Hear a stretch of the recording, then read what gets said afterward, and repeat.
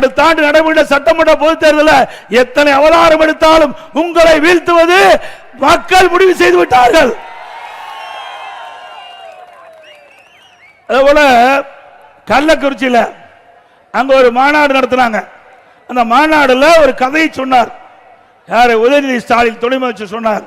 ஒரு காரு ஒரு லாரி சொன்னார். நாங்க ஒரு கதை சொல்றோம். திமுக என்ற என்ஜின் இல்லாத கார், திமுக என்ற என்ஜின் இல்லாத காரை 10 ஆண்டு காலமாக கூட்டணி என்கின்ற லாரி இழுத்து கொண்டு போய் கொண்டிருக்கிறது. இந்த லாரி மக்கற்பட்டது. இந்த லாரி மக்கற்பட்டது. காங்கிரஸ் கட்சி திமுக ஆட்சிக்கு வந்தா பங்கு கொடுக்க வேண்டும் என்று காங்கிரஸ் கட்சி சேர்ந்த நம்முடைய தமிழ்நாட்டினுடைய மேலிட பொறுப்பாளர் சொல்றாரு. இங்க இருக்கிற காங்கிரஸ் கட்சி தலைவர் சொல்றாங்க, காங்கிரஸ் கட்சி சேர்ந்த முக்கிய நிர்வாகிகள் சொல்றாங்க, பிரச்சனை ஆரம்பமாகி விட்டது. திருமாவளவன் சொல்றார், சூழ்நிலைக்கு தக்கவாறு நாங்கள் ஆட்சியில பங்கு கேட்போம் என்று சொல்றார்.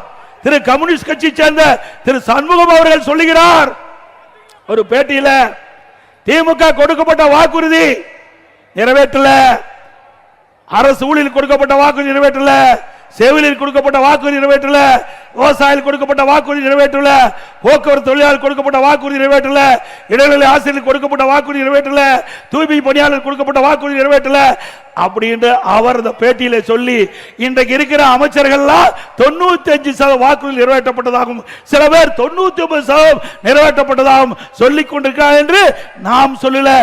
அந்த திமுக கூட்டணியில் அங்க வைக்கின்ற கட்சி கம்யூனிஸ்ட் கட்சியுடைய செயலாளர் சண்முகம் தெரிவிக்கிறார். ஆக கூட்டணியிலே புகைச்சல் கிளம்பி விட்டது. கூட்டணியே புகைச்சல் கிளம்பி விட்டது. திமுக கூட்டணி என்ற லாரி மக்கள் செய்து கொண்டிருக்கின்றது. இந்த கூட்டணி நிலைக்குமா என்ற சந்தேகம் மக்களிடத்திலே எழும்பி விட்டது. திரு ஸ்டாலின் அவர்களே, உங்கள் கூட்டணி நிலைக்காது என்பதற்கு இதுவே நான் சொன்ன கருத்து சான்று.